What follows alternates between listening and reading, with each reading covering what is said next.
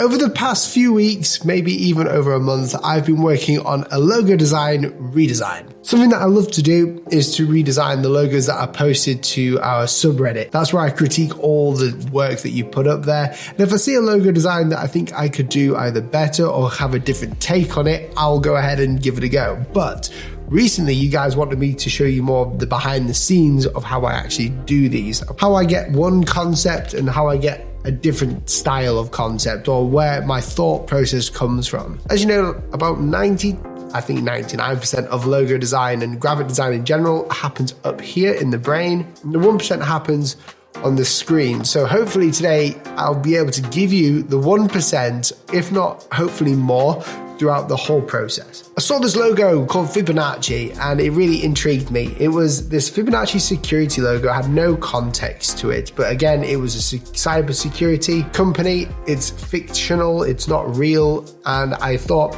you know, I'm gonna give it a stab. I love the Fibonacci sequence, the golden mean, the golden ratio.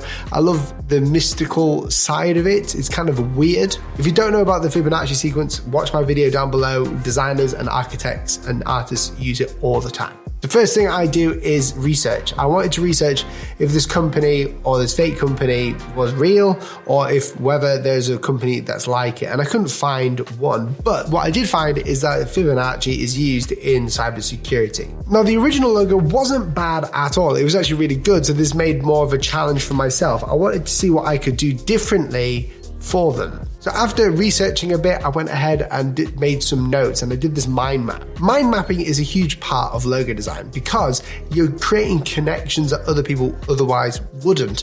It's very hard to be unique nowadays in creating a logo design, so you need to find connections. And I talk a bit more about that in our Skillshare original class, which is linked below. Now, the sponsor of this video has helped us out so much. It is Printful. Now, if you look at this hat here and any of the clothing that I show you towards the end, they are from Printful themselves. With Printful, you can create and sell custom products online to your audience without needing a lot of cash flow. Normally, you would have to spend hundreds, if not thousands of pounds or dollars on clothing to get it printed, and then you would have to sell the stock. Well, with Printful, you don't have to do that. You just upload your designs, connect it to your shop, whether it's on Shopify, Squarespace. So you don't have to have a stockpile full of products. They will print it on demand and send it to them, and you don't have to pay them a thing. It actually comes out of the product pricing, to which you can still choose. To find out more about Printful, carry on watching. Things that I've put on my mind map are sort of things like tech, VPN companies, cybersecurity,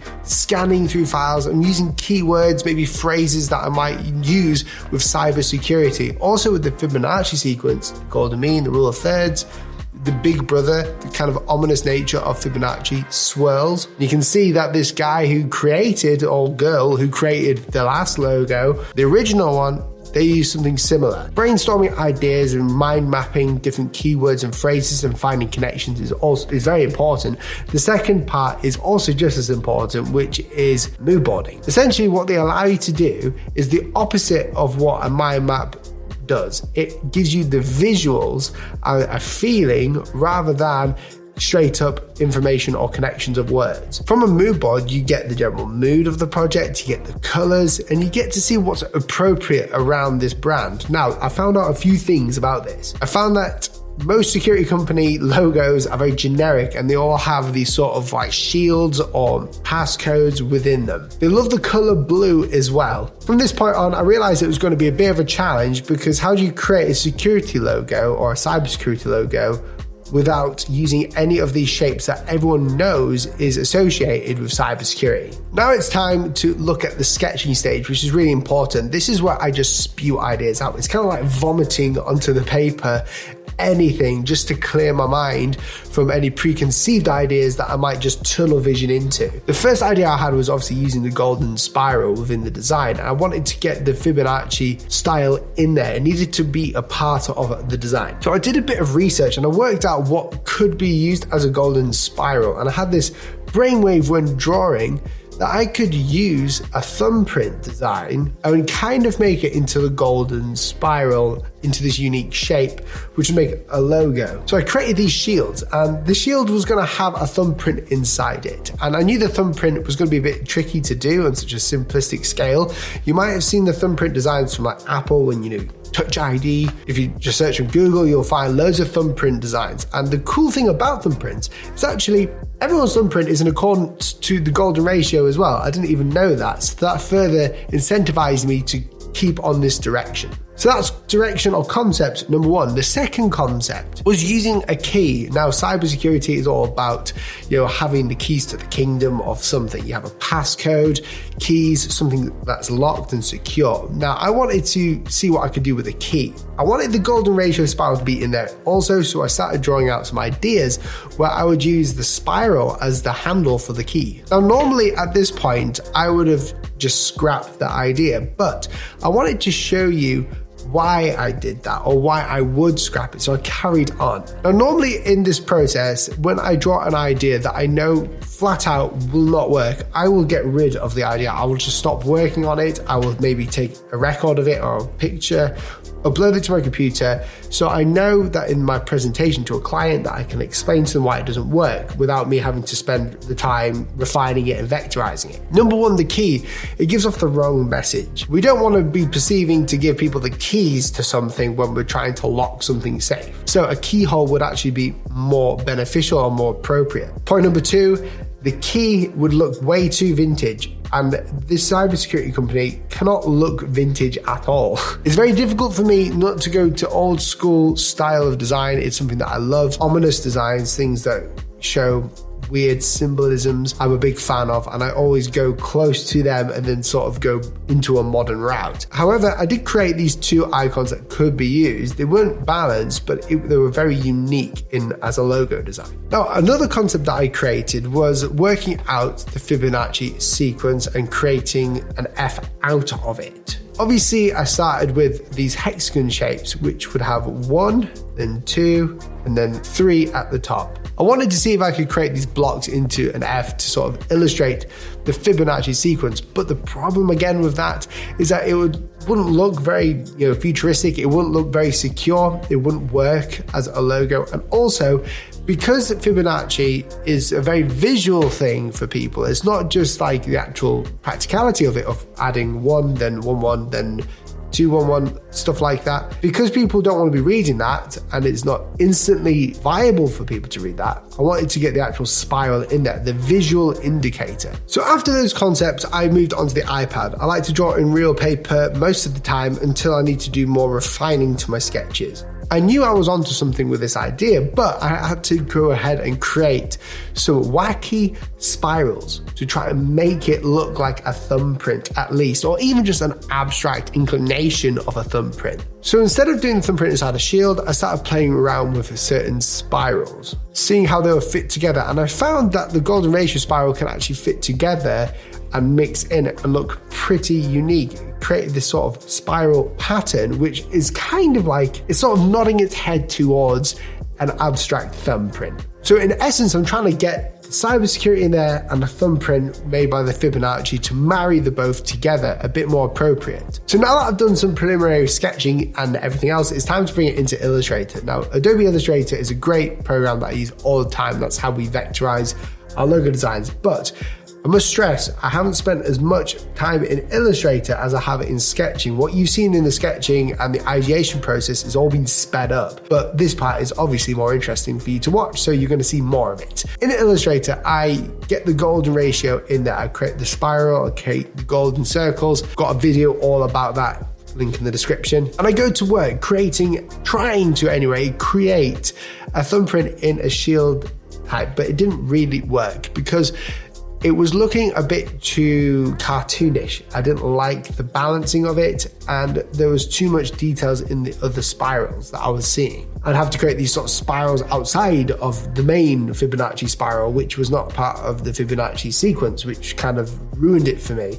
And I'm kind of pig-headed with that, and I wanted to keep the Fibonacci exact all the way through. That was until I created these two spirals. I used one Fibonacci spiral, I copied it, flipped it, and I put it together, and it created this really cohesive spiral. It looked like an abyss, like one of those illusions. From there, I created a few more of them, cleaned it up, added a typeface underneath, which was more towards a vintage typeface, and that is because I was thinking purely too much about when Fibonacci sequence was used, kind of like with Da Vinci and everyone else. So I wanted to use a typeface that winked to the old. Moving towards the end of the design process for the logo, I added a circle around the spirals to see what would happen. And I really liked the look of it. It kind of looked like a lollipop, like one of those old school lollipops. I played around with it, but again, it looked more like a hotel logo than a cybersecurity logo. It didn't really work. I added a triangle and I did weird things to the logo to see what I could do to make it different, but it didn't work. As well as that, the typeface was like this sort of serif old school typeface. Didn't really speak cybersecurity. That was until I started putting the spiral into different shapes. Now, I brought Jim over to have a look, see what I could do, see his thoughts and opinions on them. And he said the same things that I was thinking, which was it's not really appropriate for cybersecurity. You know, you want a chunky font, you want this shield type logo. Although cliche, it worked. So I started putting the spiral in like a triangle.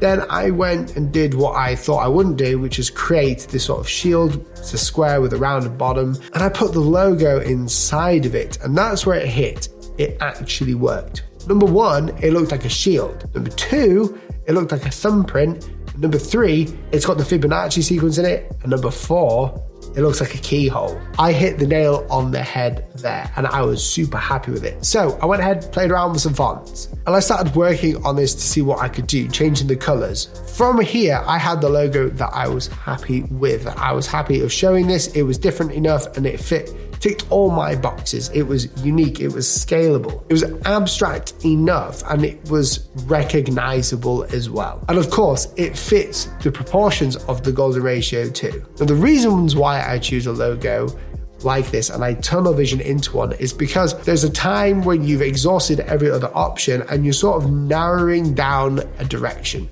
And when you get to a certain direction, you just know it's the right way because you sort of cancelled out all the other places you could go. From this point, it was time to start mocking things up. I went to Inverter Elements and I brought in some mockups to see how it would look like in the real life. It looked great on t-shirts. It looked great with like cyber security holographic mockups that I found. I'm seeing if it would work as like marketing material really. But to really test out whether this logo works, I had to go to Printful.com, who are sponsoring this video. I wanted to see what this design would look like in the flesh. Now, if you remember my last redesign, I redesigned this one, which is called Drip Fashion, and I bought a hat, I bought t-shirts. Well, I've done the same for Fibonacci. I've bought different elements, different products that are appropriate that you might see in either the shop or employees wearing. Now, the great thing about Printful is that I could order one of these to see for myself. Instead of having to use mockups all the time, I can take my own images of these and they're very inexpensive to actually get from Printful. So again, if you want to get your products seen and you want to get people buying your products without having to spend loads of money on stocking up, use Printful. Honestly, it's amazing. I'm never buying a hat. I'm always doing my own hats now from now on. And there you guys have it. That is how I redesigned the Fibonacci logo. I don't know which you like. If any of these concepts that I've shown you like, explain why. If you don't like any of them, let me know. The final logo isn't really the final one. What I want to do is ask you guys which concept I should have gone for. You obviously know the one that I went for, the one that I prefer, but it'd be interesting to hear your comments. Now, if you do have any questions, number one, make sure to subscribe, and two, comment them down below and I'll do my best to answer every single one. I do look at them, but I can't answer every single question. But there you guys have it. Thanks for watching and I'll see you in the next one. See you soon. Goodbye.